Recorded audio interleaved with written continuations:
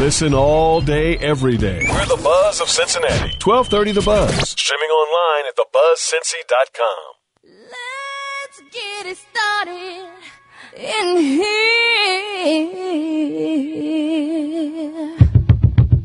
And the bass keeps running and running and running and running and running and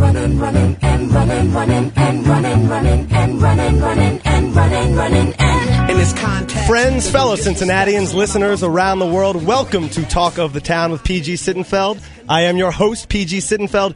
Who is going to be the talk of the town today? 749-1230, 513 is the area code. Give us a call.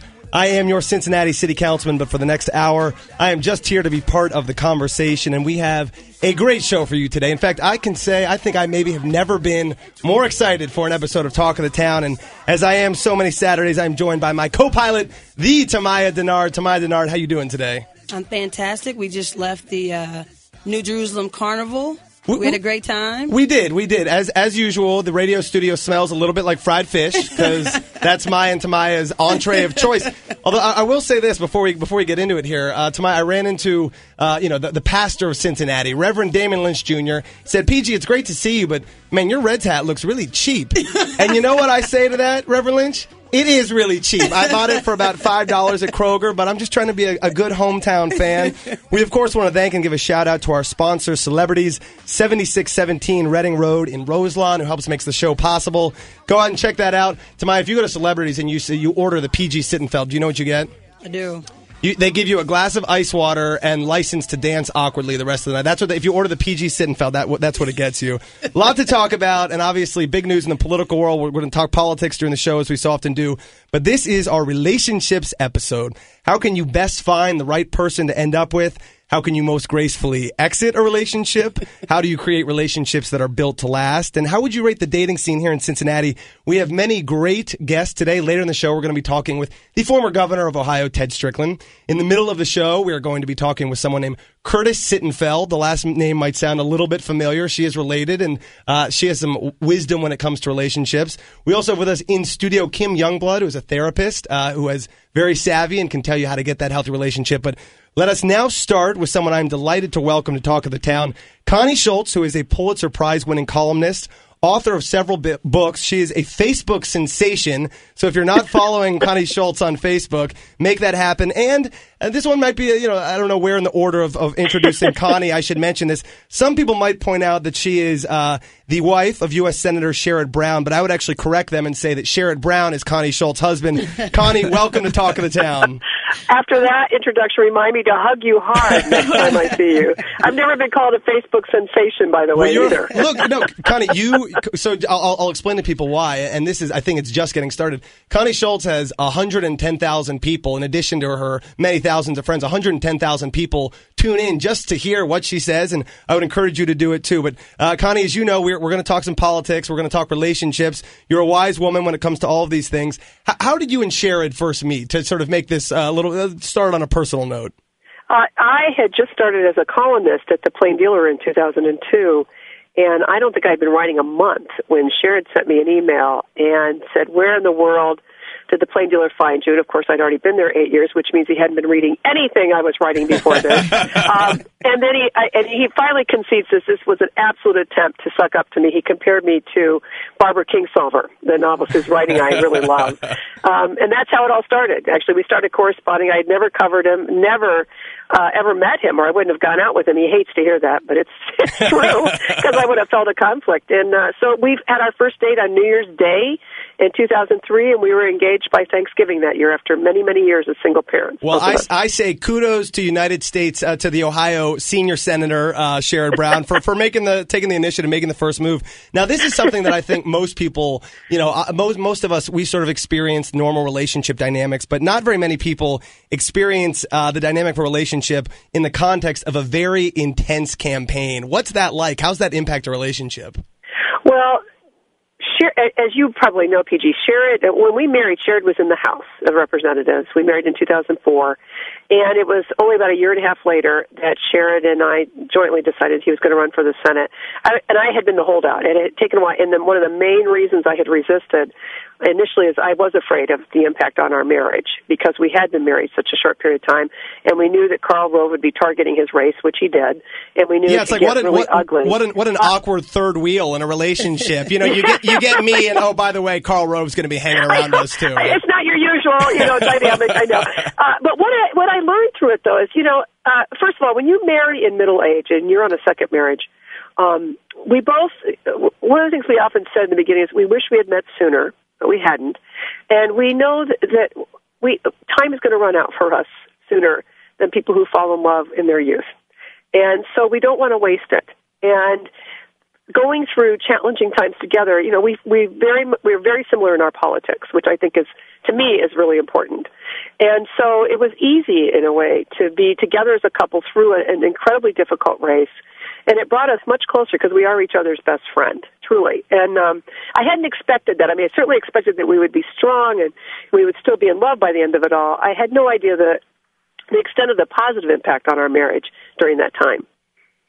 Well, I let me just sort of say that although I've only experienced the rigors of a campaign at the city council level, obviously people do have to make sacrifices. It does inject additional stresses. So you all certainly have my admiration for navigating an incredibly important political race while also, remaining each other's best friends. So what's your thinking, keeping all of this in mind to those of us that are a little bit younger, though you certainly are youthful too, Connie, what's your advice to other young men and young women who are out there looking to meet the right person? I think if you're waiting for that moment when he or she meets every criteria you've ever come up with, you're never going to find that. But the best advice I think I could ever give is one I had to learn the hard way. After my divorce in my 30s and being a single mom for 10 years, I made a decision shortly, in that process that I was going to learn how to be happy on my own, that I had to be a happy person first. And that, because no one else can fill that hole. Right. And that if you're a happy person, you are more likely to be attracted to another happy person. And Sherrod and I've often said about Sherrod, his default button is set to joy. He would rather be happy. He is one of the happiest people I know. And we both have said we were very happy when we met each other. We're even happier together, but it really made a difference that we both felt that we were living full, rich lives, real adventures already, and then we, engage with each other for the biggest adventure of a lifetime. And I've met happy people, I've met unhappy people, and I think I prefer happy people. So it's a better default. Let me ask you this: do you have any sort of concrete rules? I've heard people say never go to bed mad at each other, or everyone has to split doing the dishes 50-50. Any specific rules that you think are valuable for people to keep in mind in the context of relationships that sometimes are great and sometimes have bumps? I don't have a lot of faith in those kind of rules because life ebbs and flows. And a friend of mine years ago described marriage, the best marriages, as a dance.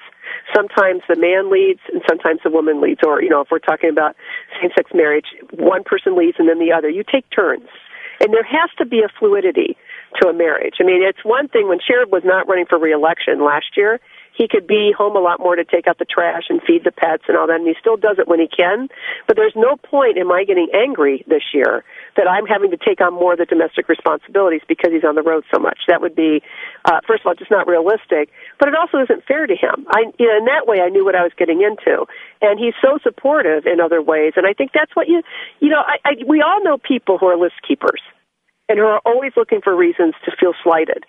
I don't see that as ever being a way to be happy, period. It's certainly not a way to happy marriage. So instead of sort of, hyper concrete rules, I guess a couple takeaways here, be able to be happy on your own, and that will probably position you better to fall in love and find the right partner. And also at the same time, don't let the perfect be the enemy of the good, because we all know that, perfect is more probably an idea than a real human being. Well, that's right. And the thing is, as long as you can talk about it, I mean, Sherrod and I, no matter where we are, we're not together every single day, although I'll be seeing him shortly today, and we'll be together most of the next few days. We're in touch constantly all day long. And sometimes it's silly little jokes we've heard. Sometimes it's, how was your day? Sometimes it's, why didn't you do this before you left? Or how come I didn't find this in my suitcase, kind of thing. And then we joke about it again. But our rule is, the only rule we've got is we never let much time pass in any given day when we're out of touch. Right. And it's it's interesting when you are separated for whatever reason, for travel, or in our case, Sharon's in Washington during the week often and comes home on weekends, and I'm traveling and giving speeches, I'm working on my various projects. That is never an excuse. It cannot be an excuse for not being in touch with each other. We are each other's best friends. Right. Well, and, you get in there those inside jokes. One of the wonderful things about the longer you're together, the more inside jokes you collect. And all you have to do is look at each other across a crowded room, and you can crack up. If something's happening and you know what the other person's thinking is, he's watching that. And it's a wonderful thing that comes with time. Well, Connie Schultz, we really appreciate you taking the time to be on the show today. One last question. We do want to make sure we get a little bit of a dose of politics here. What's the latest from the campaign trail that the voters here in Southwest Ohio need to know about this hugely important Senate race? We're very optimistic, actually. We think that it's important to talk about issues, and we look forward to Sharon's opponent actually starting to do that, and to start talking about how he'd actually vote if he were in the Senate. But I have to tell you, my husband is main. I keep telling him that, it's what I always told my kids: may as well stay on the high road. There's less traffic. And I couldn't be prouder of the campaign that Sharon is running. Well, Connie Schultz, thank you so much for joining us. You can remind Ohio's senior United States Senator that he's a very lucky man. You can tell him PG Sittenfeld says so, okay? Thank you. We'll talk to you soon. Take care. Connie. All right. You're listening to 1230, The Buzz of Cincinnati. We'll be right back. Let's get it started in here. Let's get it started. Let's get it started in here. Yeah. Running. Come on, y'all. News, information, and contest, events. Find it all right now on thebuzzcincy.com. Log on now.